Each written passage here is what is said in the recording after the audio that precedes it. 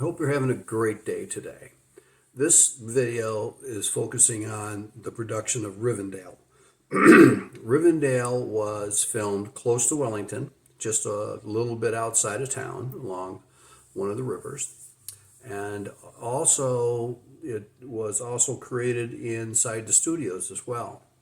The outside setting was marvelous. It took them months to build everything involved with Rivendell.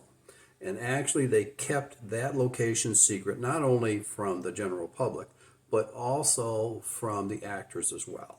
And so let's take a look at what I have for the location of filming of Rivendell, and then afterwards I'll talk about it a little bit more. So see you on the backside.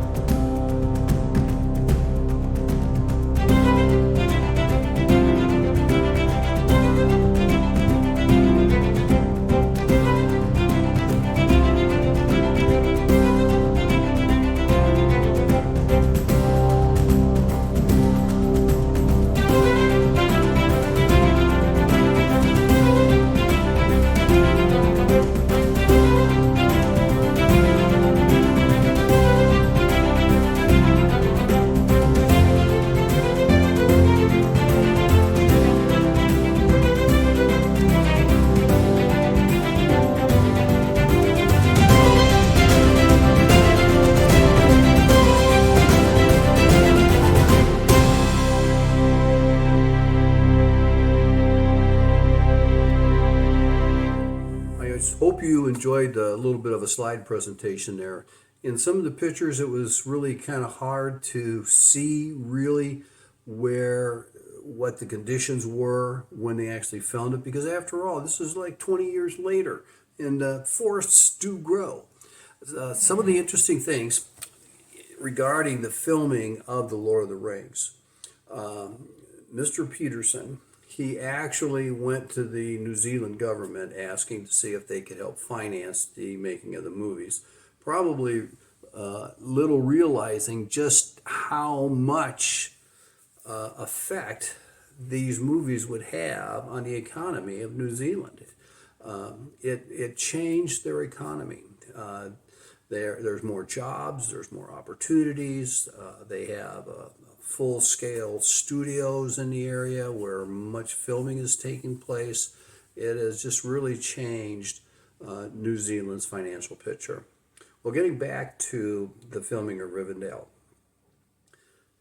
So they kept Rivendell a secret from not only the general public, but also the actors involved.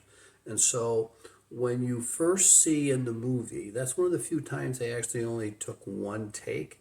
With the filming of this, they would do up to 20 takes of the same thing before they would call it good.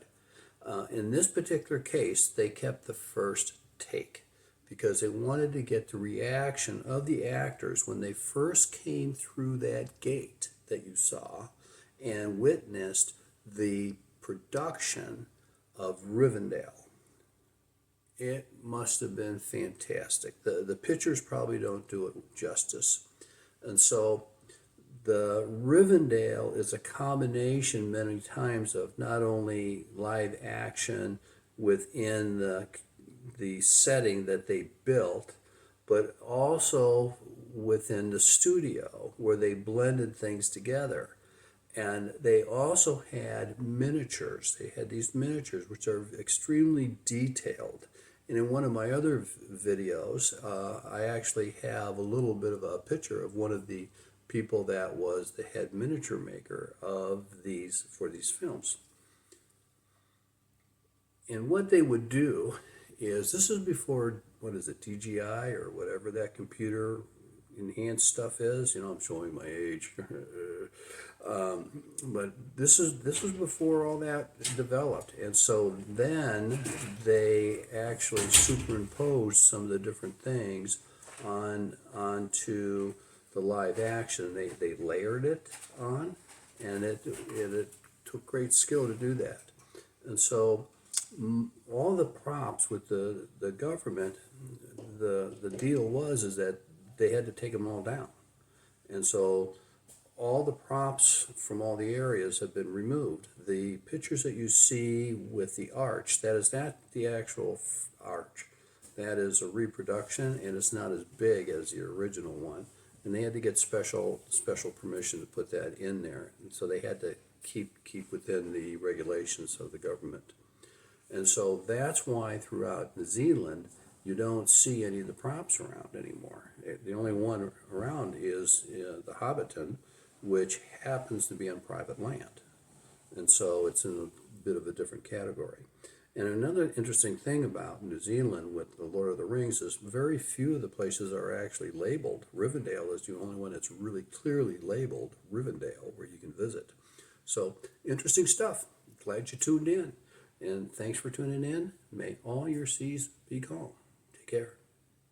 Thanks for tuning in. I really appreciate it. If you could help me out by subscribing, liking, and sharing this video, that would be fantastic. And oh, by the way, if you click that little bell thing, every time I upload a new Footloose adventure, you'll get notified. Thank you.